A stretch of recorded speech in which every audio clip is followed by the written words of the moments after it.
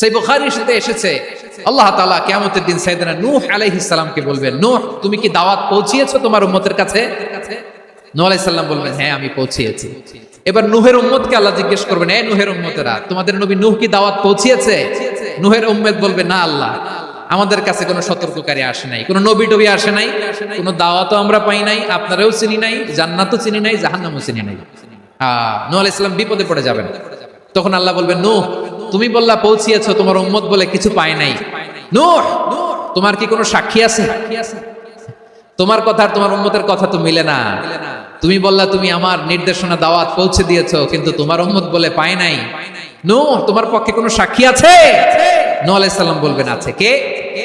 উম্মতে মুহাম্মাদ। তখন আমরা বলবো, আল্লাহ, আল্লাহর নবী নূহ আলাইহিস সালাম তিনি আপনি যা যা বলেছেন ঠিক তা তা তার উম্মতের কাছে পৌঁছে দিয়েছে।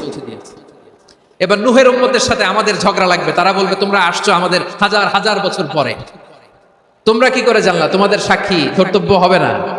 আমরা তখন বলবো, আমাদের কোরআনে তোমাদের নবীর নামে আল্লাহ তাআলা একটা সূরা নাজিল করেছেন, সূরাতে নূহ। আওয়াজ করে পড়েন আল্লাহু আকবার। আমরা বলবো, আমাদের কোরআনে তোমাদের নবীর কথা আল্লাহ আমাদেরকে জানিয়েছেন, দিন রাত এক করে তোমাদের কাছে তিনি দাওয়াত পৌঁছেছেন। তোমরা কানের মধ্যে হাত দিয়ে রাখতা, চেহারাটা কাপড় দিয়ে ঢেকে রাখতা, আল্লাহর নবী নূহকে পিটিয়ে ছালা দিয়ে পেঁচিয়ে তোমরা পাহাড়ে তুলে রেখে আসতা। সব আমরা জানি। আমরা যখন বলবো এই কথা, নূহের উম্মত চুপসে যাবে। তখন আমরা সত্য বলেছি কিনা এটা আল্লাহ তাআলা জানতে চাইবে বিশ্বনবীর কাছে। তখন বিশ্বনবী আমাদের পক্ষে সাক্ষী দিবেন। আওয়াজ করে বলেন আল্লাহু আকবার।